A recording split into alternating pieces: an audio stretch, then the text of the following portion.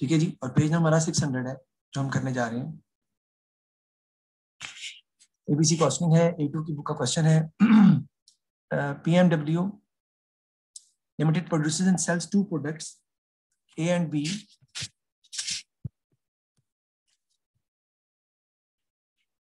provided the following information for a year.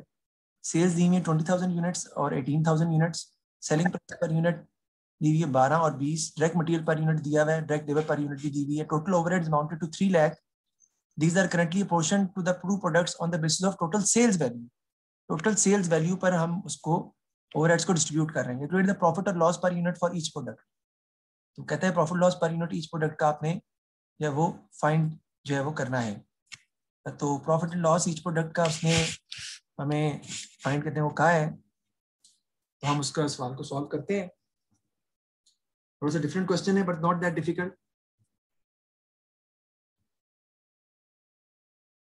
जिस तरह बाकी सवाल आप सॉल्व करते हैं उस तरह ही आपका आसान सवाल है।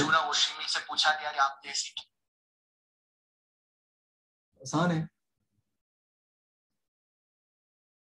तो देखते हैं इसको। इससे पहले हम जैसे हम करते हैं normally, total cost under absorption costing या प्रॉफिट आएगा इस दफा, तो प्रॉफिट लिख देते हैं। एब्जॉर्प्शन ट्रेडिशनल कॉस्टिंग भी लिख सकते हैं इसको आप। एब्जॉर्प्शन कॉस्टिंग की जगह ट्रेडिशनल कॉस्टिंग भी लिख सकते हैं, एक ही बात है। तो क्या आप ए पार्ट कर रहे हैं?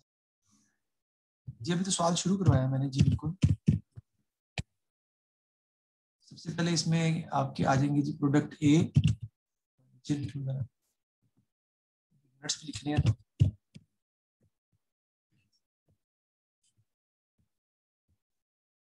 और दूसरा आपका आ जाएगा जी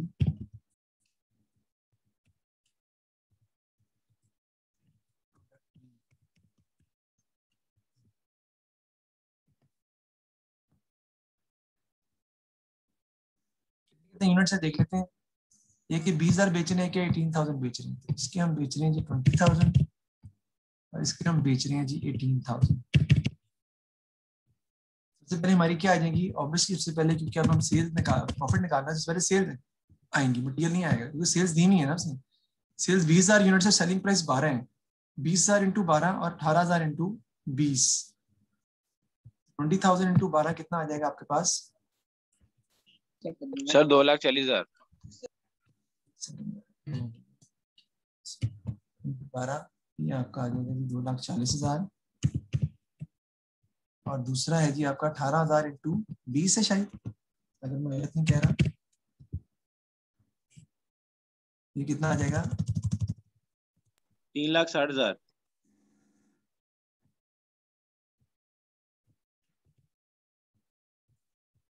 आपकी सेल दाम लेस कर देंगे हम।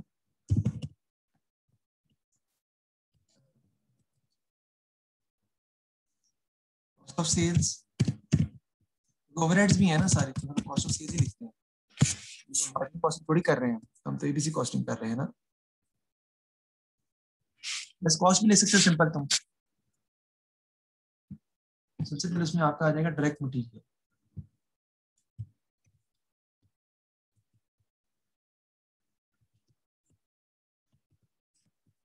डायरेक्ट मटेरियल देखते हैं कितना है हमारा पर यूनिट में दिया हुआ डायरेक्टली, तो हमें कोई प्रॉब्लम नहीं है।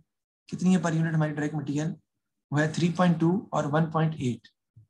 अच्छा हमने तो कहा था कि हम जाएंगे पर यूनिट में, तो मैंने गलती से टोटल कर दिया। उसकी वजह मैं आपको बताता हूँ बाद में मैंने क्यों की है।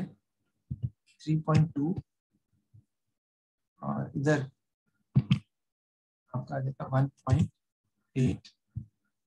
इधर हम डॉलर के साइन बना लेते हैं, 2 अदद यहाँ भी बना लेते हैं और इधर भी बना लेते हैं। इस तरह इधर भी कर लेते हैं हम।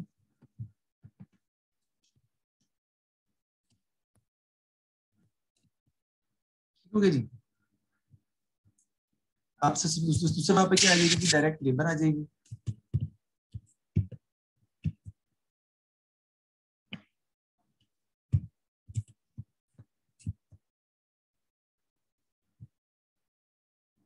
वो कितनी है जी, ओहो मैंने 1.8 लेबर थी, 3.2 और 4.9 और 1.8 और 2.1 है। ये 1.8 है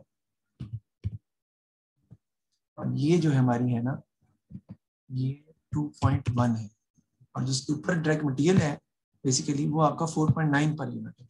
कर लेते हैं हम, ये 4.9 है per unit, this one.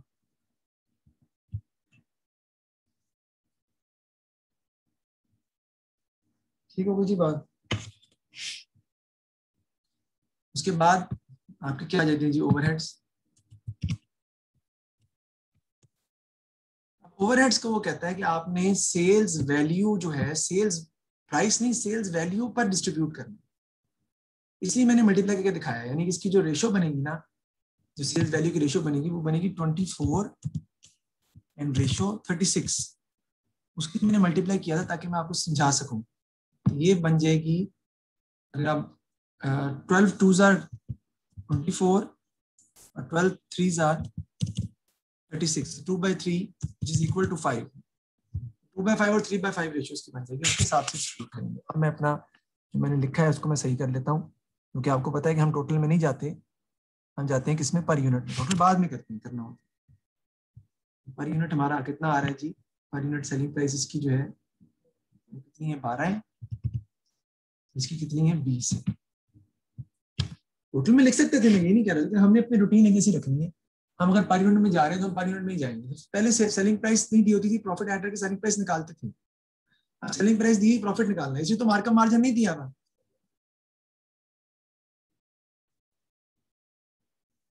Question में गौर करें, क्वेश्चन में कोई मार्कअप मार्जिन नहीं दिया हुआ, क्योंकि मार्कअप मार्जिन रिक्वायर्ड ही नहीं है क्वेश्चन, क्योंकि सेल्स दी नहीं जब आपको, तो सेल्स के थ्रू आप आराम से फाइंड कर सकते हैं। जो फाइंड करना चाहें you can find them easily. जो भी चीज आप निकालना चाह रहे हैं आपकी फाइंड हो जाएगी।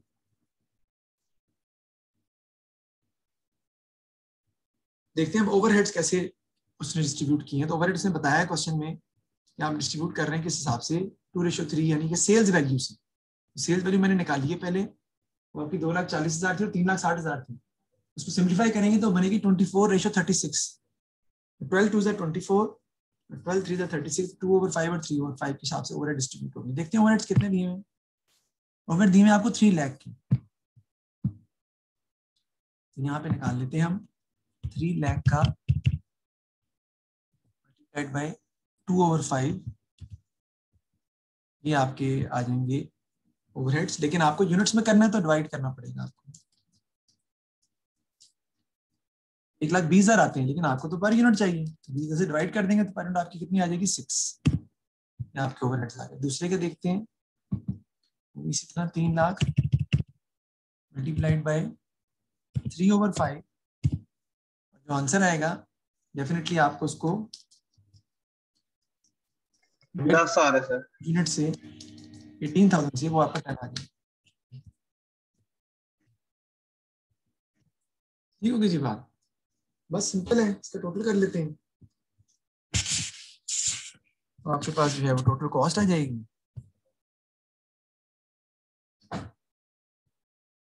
टोटल पर यूनिट कॉस्ट कितनी आती है जी, 3.2 और 1.8 मिलके जो बनती है 5 और 6 मेरे ख्याल 11 आ जाएगी।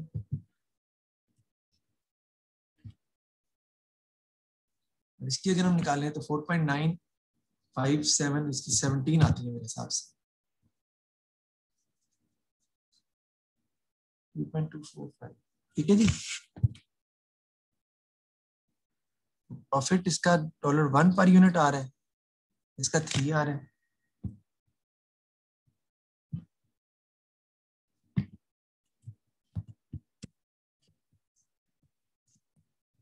प्रॉफिट पर यूनिट इसका आ रहा है 1। कहाँ लिख रहा हूँ मैं,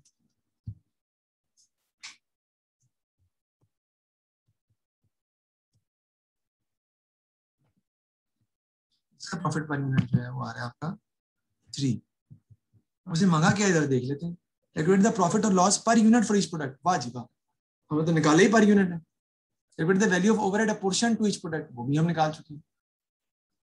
पर यूनिट भी निकाल रही है, पोर्शन भी निकाल रही है। अगर उसने कहा कि ओवरहेड की वैल्यू हमें चाहिए अमाउंट में, तो भी आप निकाल सकते हैं। इसकी 1,20,000 आ रही है एक की, और दूसरे की जो आ रही है वो 6 से मल्टीप्लाई करके 20,000 को, 18 से मल्टीप्लाई करके 10 को 1,80,000 निकाल सकते हैं।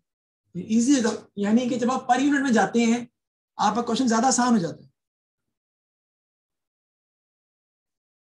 उसका एक सीक्वेंस ऑटोमेटिकली डेवलप हो जाता है, सॉल्व करना इजी हो जाता है। सर ये जो आपने रेशो बनाई है 1,20,000 और 1,80,000, नहीं मैंने तो रेशो बनाई नहीं यार, रेशो तो मैंने बनाई थी सेल्स वैल्यू की यार, वो थी 2,40,000 और 3,60,000। मैंने रेशो नहीं बनाई, मैंने तो सिर्फ ओवरहेड पर यूनिट को यूनिट से मल्टीप्लाई किया यार, दैट्स इट। ओके हो गया। आगे कहते हैं जी, एडिशन इन्फॉर्मेशन दी हुई है आपको, कहते हैं जी barrel accountant has analyzed the overhead. She discovered the total of 3 lakh in total cost for delivery for customer to customers and order processing cost. ABC के पॉइंट ऑफ व्यू इसमें दो किस्म की कॉस्ट शामिल होती है, एक डिलीवरी प्रोसेसिंग कॉस्ट है, एक ऑर्डरिंग कॉस्ट है। Following information was available, analysis of the order received वो हमें दिया है क्वेश्चन में। ऑर्डर रिसीव का एनालिसिस जो है वो किस तरीके से हम जो है वो उसको सॉल्व करेंगे।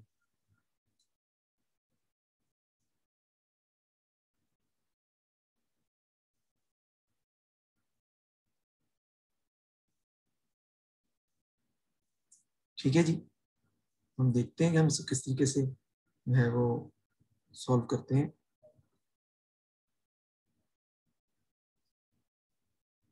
देखते हैं सबसे पहले order receive for more than 100 units. 100 से ज्यादा यूनिट्स का ऑर्डर जो मिलते हैं आपको, प्रोडक्ट ए के 17 है, बी के 23 हैं, टोटल 40 है। ऑर्डर रिसीव फॉर 100 यूनिट्स और फ्यूअर, यानी 100 या 100 से कम यूनिट्स के जो ऑर्डर आपको मिलते हैं वो 664 हैं और 446 है, टोटल 1110 है। और टोटल ऑर्डर रिसीव जो है वो 681 प्रोडक्ट ए के हैं और 469 प्रोडक्ट बी के हैं, 1150 total. Cost of delivery amounted to 30 per order for order receive for more than 100 units. Cost of delivery जो है वो 30 पर ऑर्डर है for order receive for more than 100 units की, एंड 20 पर ऑर्डर है for order receive for 100 units of fewer. इन 100 units of fewer की 20 per order है, इसकी 30 पर ऑर्डर है। Order processing cost amounting to 25 per order irrespective of size.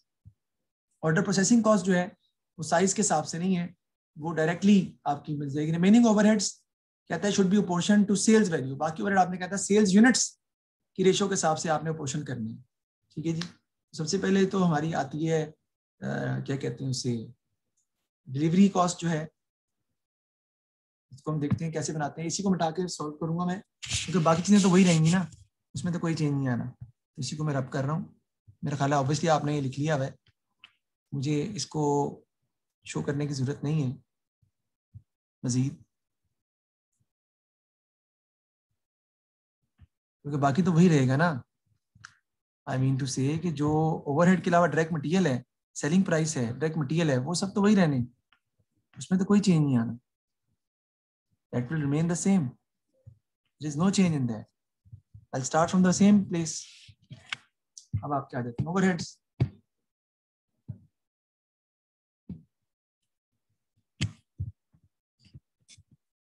overheads क्या है, जिससे पहले उसमें क्या आएगी जी,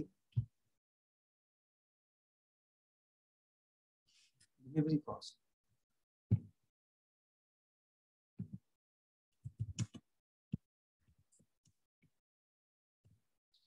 सेकंड, डिलीवरी कॉस्ट दो किस्म की होंगी, order for more than 100 units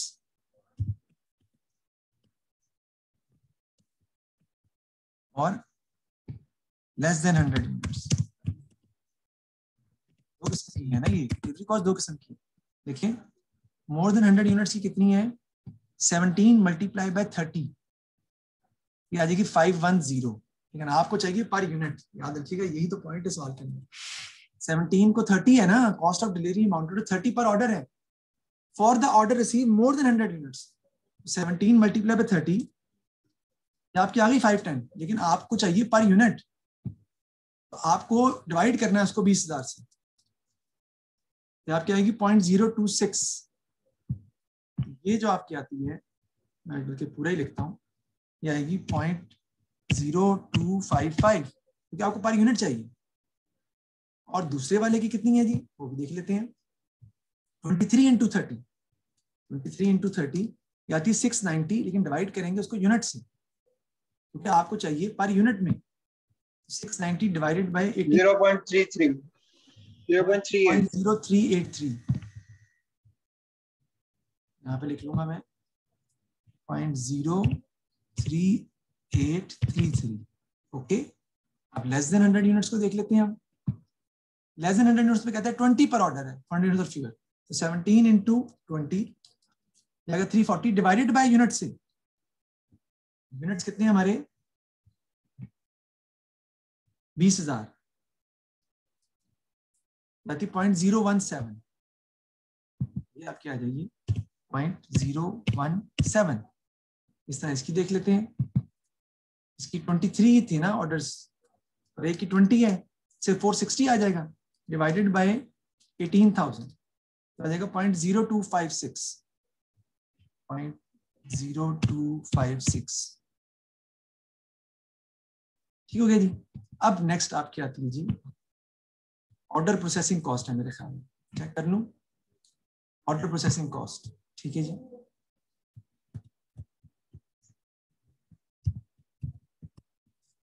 order processing cost जो है वो हम देख लेते हैं किस तरह से कैलकुलेट हो रही है। वो है जी आपकी 25 per order irrespective of size. Total order कितने हैं, सर, ये 664 से नहीं करना था? हाँ 664 से करना था, सॉरी, यस। इनको जो करना को, यस यस यस। सर 0.664 आता है। एक मिनट, क्योंकि उसके ऑर्डर ज्यादा है ना, तो 664 multiply by 20, you are right, 280 0.664 divide by 20,000, तो 0.664।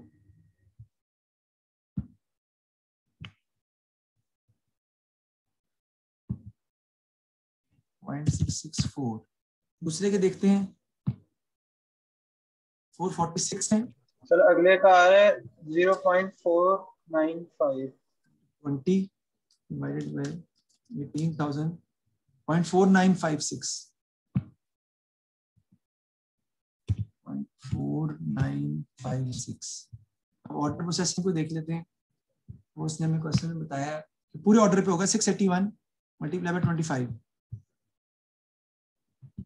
681 मल्टीप्लाई बाय 25, तो आपके आ जाएंगे 17025 डिवाइडेड बाय 20,000, ये आता है 0.85125, 0.85125। दूसरे के देखते हैं, वो कितने हैं जी, 469 मल्टीप्लाई बाय 25 डिवाइडेड बाय 18,000, तो जाएगा 0.6514, 0.6514। ऑर्डर प्रोसेसिंग का भी हमने निकाल लिया। अब बाकी जो रहती है आपकी वो है रिमेनिंग ओवरहेड कॉस्ट। तो अदर ओवरहेड कॉस्ट हमने सेल्स यूनिट्स पर डिस्ट्रीब्यूट करना है। उसके लिए हमें सारी ओवरहेड कॉस्ट दोबारा से निकालनी पड़ेगी, टोटल। तो टोटल में से माइनस करेंगे तो आपको पता चलेगा ना बाकी ओवरहेड कॉस्ट कितनी बचती है। इसको आपने सेल्स यूनिट्स के हिसाब से डिस्ट्रीब्यूट करना है, फिर उसकी पर यूनिट निकालेंगे।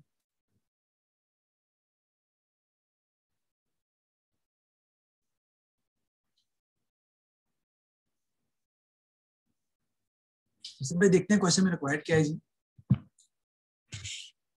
Calculate the total overhead apportioned to each product in accordance with the accountant analysis. Okay, calculate the revised profit and loss per unit. तो हम निकाल तो सही रहे हैं, लेकिन टोटल ओवरहेड भी हमने निकालना है साथ साथ। वो हमने बीच में साथ साथ लिखते जाते हम, तो हमें फायदा हो जाता, हो जाना था। यानी इसका टोटल भी लिखना है हमने। दोबारा से बताएं टोटल कितना कितना आ रहा है, यानी कि दोबारा कैलकुलेट कर लेता हूँ। आप एक ही दफा लिखते जाते ज्यादा बेहतर था, क्योंकि मैंने रिक्वायरमेंट देखी नहीं ना। 17 इंटू 30 था, 510 आता है, यहाँ पे ये 510 और दूसरे का कितना आएगा जी 23 इंटू 690 एक मिनट 17 इंटू 30 और 23 इंटू 30 690 690। उसके बाद लेस देन फ्यूअर में 446 16,600 16,600 और दूसरे कितने आते हैं जी 11,150 150। इन्हीं को डिवाइड सर ये 13,000 नहीं है? गलत किया आपने। 664 मल्टीप्लाई बाय 20 करना था ना, वो 13280 आता है 13280 जी। जी। ओहो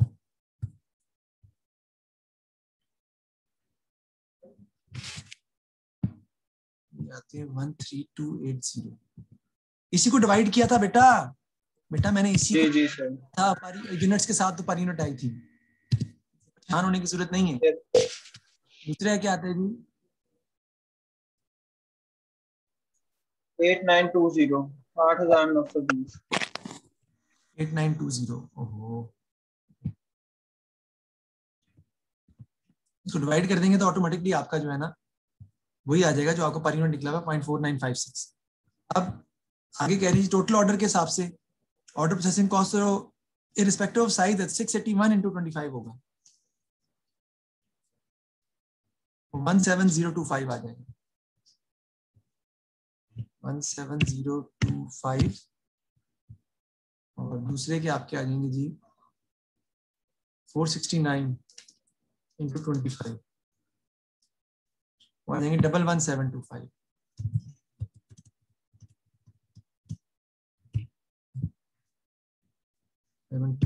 ठीक हो गया जी।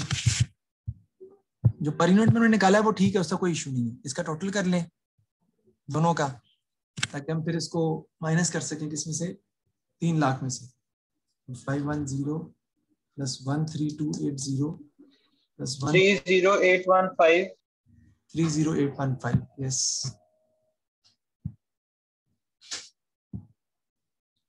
30815 ये आ गए। दूसरे कितने आते हैं जी 21,335 इन दोनों की अमाउंट्स को आप माइनस कर दें 3 लाख में से 3 lakh minus 31 sorry 21,335 sir B का आ रहा है 30 278665 247850 बाकी बचते हैं आपके ओवरहेड जो आपने एलोकेट करने हैं। माइनस कर देंगे 30815 माइनस कर देंगे 215 आपके बाकी ओवरहेड्स आ जाएंगे जिनको आपने एलोकेट करना है सेल्स यूनिट्स के हिसाब से 247850 इनको आपने सेल्स यूनिट्स के हिसाब से एलोकेट करना है जो कि कितने बनते हैं अगर आप इसको डिवाइड करें तो 10:9 बनेगी इसकी आपस में। सेल्स यूनिट्स की जो रेशियो आपस में बनेगी तो 10:9 बन रही है। 10:9 के हिसाब से आपने इसको डिस्ट्रीब्यूट करना है यानी 10/19 247850 into 10 divided by 93 ये आ जाएगा 1। सर 247960 नहीं है? दोबारा चेक कर लो मेरे ख्याल में यही है, चेक कर लें 850 ये सर सही कह रहे हैं 30448 जो आंसर आएगा उसको फिर डिवाइड कर देंगे 20,000 से हर यूनिट में निकालने के लिए तो आ जाएगा 6.522 इसका आ जाएगा 6.5224 और दूसरे का देखिए अगर हम 247850 into 9 divided by 19 और divided by 18,000 आ जाएगा 6.5224 वो भी वही आ रहा है। सेम तो नहीं आना चाहिए यार। सर आपने ना ये 21225 लिख दिया 21335 लिखना था 335 अच्छा वो तो, लेकिन माइनस तो सही किया हुआ है मैंने। हाँ जी, माइनस आप ठीक है।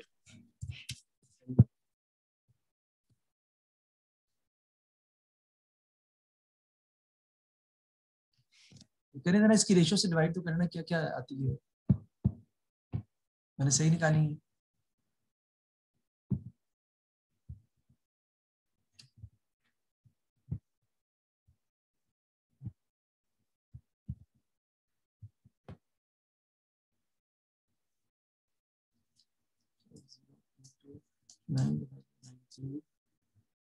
डिवाइडेड बाय 18,000, 655,224 ही आ रहा है उसका। किस्मत से सेम आ रहा है, जरूरी नहीं कि सेम है क्योंकि उसके यूनिट्स भी कम है। ले बस इसको हम टोटल कर लेंगे, आपकी total overhead cost per unit आ जाएगी। सर मुझे 10:9 नहीं समझ आया सर, ये कैसे है? ये सर जो ओवरहेड की रेशियो ली है ये 30,800 उसने क्या बाकी जो रिमेनिंग ओवरहेड्स है ना, जो रिमेनिंग ओवरहेड्स हैं उनको आपने सेल्स यूनिट्स की रेशियो से डिस्ट्रीब्यूट करना है, उसने क्वेश्चन में बताया है। रिमेनिंग ओवरहेड्स को आपने सेल्स रेशियो की, सेल्स यूनिट्स की रेशियो डिस्ट्रीब्यूट करना है, तो वो 10:9 ही बनती है। इसको सिंप्लीफाई करो ना, 10:9 ही बनेगा। इसे कर लेते हैं 6.5224 ठीक है सर, ठीक है। 0.85125 664 0.0255, ये आता है जी 8.063। इसमें सर ये जो 6.5224 है, ये कहाँ, ये कैसे आया सर अदर वर्ड? ये कैसे आए, ये है 2,04,7,850 इंटू 10 डिवाइडेड बाई 19, और फिर इसको दोबारा डिवाइड किया आपने यूनिट्स के साथ। पर यूनिट में चाहिए ना आपको, तो आपने तो पर यूनिट में लिखना है ना। सर आपकी बात थोड़ी सर वो हो गई थी, अब रिपीट कर देंगे। 2,47,850 इंटू 10/19 करेंगे आप, और फिर डिवाइड करेंगे यूनिट से। फिर 2,47,850 इंटू 9/19 करेंगे और डिवाइड करेंगे यूनिट से। पर यूनिट में जाना है ना बेटा, ओके सर। पर यूनिट वाला प्रॉब्लम तो वहीं खड़ा है, उसी की वजह से सवाल मुश्किल हो रहा है। ये आपका आ जाएगा 8.053, इसकी आती है जी 0.053, और टोटल कॉस्ट हम आगे लिख देते हैं। ये सिर्फ ओवरहेड की मैंने निकाली है ना, 8.063 प्लस 3.2 प्लस 1.8, 13.063 आ गई इसकी, 13.063। इसकी कितनी आ जाएगी 8.053 प्लस 4.9 प्लस 2.1, 15.053।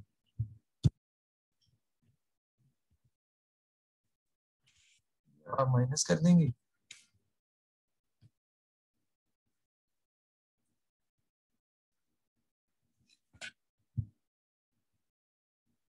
एक में आपको लॉस आ रहा है 1.063 का लॉस आ रहा है, लॉस पर यूनिट आ रहा है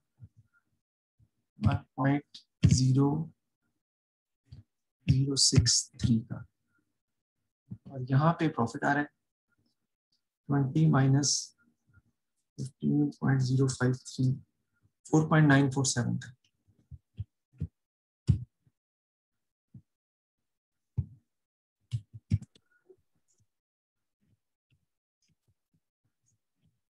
ऐसे इसमें गलती वगैरह है तो देख लें, मिस्टेक हो सकती है कोई, मुझे मेरे हिसाब से लगता नहीं है।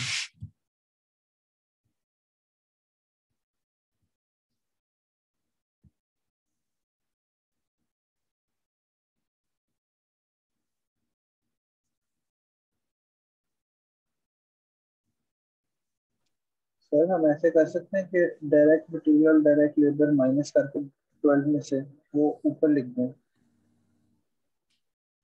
हाँ हाँ कर सकते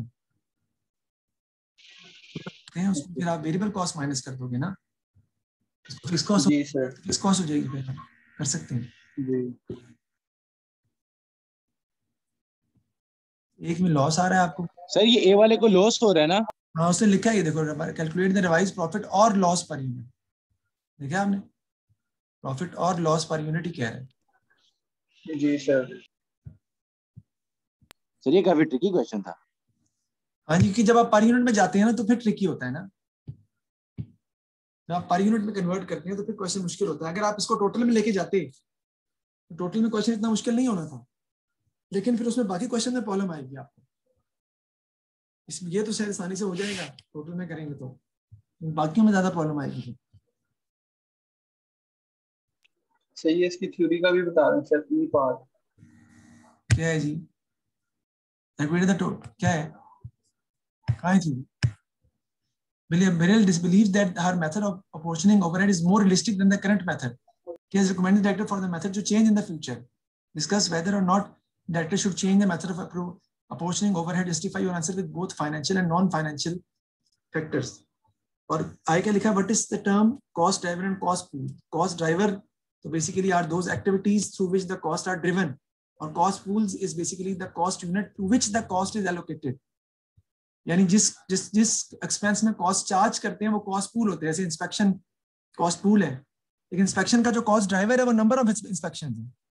जैसे मटेरियल हैंडलिंग जो है वो कॉस्ट पूल है, लेकिन नंबर ऑफ ऑर्डर्स जो है वो, या नंबर ऑफ ऑर्डरिंग कॉस्ट जो है वो कॉस्ट पूल है, लेकिन नंबर ऑफ ऑर्डर्स जो है वो कॉस्ट ड्राइवर है, तो ड्राइव करते हैं कॉस्ट पूल्स को, कॉस्ट को ड्राइव करते हैं। देखिए इसमें आपने एबीसी के बेसिकली फाइनेंशियल और नॉन फाइनेंशियल फैक्टर दोनों इसलिए बताने हैं कि आप पहले बताओगे कि ABC gives you the more accurate profit और loss which can be used to basically fix the selling price. Selling price को फिक्स करने के लिए हम यूज कर सकते हैं। और नॉन फाइनेंशियल फैक्टर में तो बेतहाशा चीजें हैं, मैं उसकी एडवांटेज डिसएडवांटेज आपको भेज दूंगा एबीसी कॉस्टिंग की, वहां से आप उसको ज्यादा डिटेल में डिस्कस कर लीजिएगा। जैसे मिसाल के तौर पे ABC is more technical, but we need some training for that, ये नॉन फाइनेंशियल फैक्टर है, ट्रेनिंग की जरूरत पड़ती है। फिर ये कि एक्सपेंसिव टेक्निक है, महंगी होती है एबीसी, ठीक है जी। एबीसी का फायदा है कि cost are traced according to activities by using cost drivers and cost pools, ज्यादा एक्यूरेट कॉस्ट हमें पता चल जाती है, सेलिंग प्राइस फिक्स करने में आसानी होती है। और यही चीजें इसमें लिखनी है आपने। मैं आपको अगर दिखाना भी चाहूँ इसको, because you are not supposed to use such technical words this. Sir ये टेक्निकल वर्ड्स अगर यूज ना करें तो इसकी मार्किंग कटती है?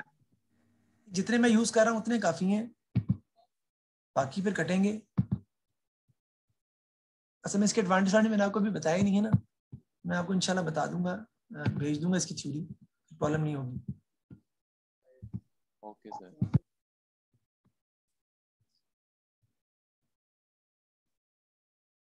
ये आ ही गया यार, चलो इस पर अच्छी आती है, क्योंकि टाइम 1 मिनट था, अब 1 मिनट में हम देख लेंगे, अदरवाइज वो हम नहीं देख सकते थे। सर हम स्क्रीनशॉट ले लेंगे। तो सबसे पहले profit per unit A is now negative, although A still has a positive contribution towards fixed cost. Profit per unit B का जो है has increased, director should consider increasing selling price of A, perhaps delivery charges could be changed separately in addition to the unit price। advantage of changing of method, motivational behavior aspect मैंने कहा था employees की, cost driver की और सब separate activities for each department, cost pool and account collecting the cost of each activity. Picture भी ले सकते हैं आप इसकी, मैंने बताया वो भी काफी है। ले लिया सर। जी ठीक है जी, इंशाल्लाह ताला नेक्स्ट क्लास में मुलाकात होगी मेरी। सर आप फ्राइडे से क्या कह रहे थे, फिजिकल क्लास होगी? 4:20 पे क्लास होगी इंशाल्लाह ताला, आपकी मेरी मुलाकात होगी 4:20 पे एएस की क्लास में, उसमें अगली बात डिस्कस करते हैं। आपको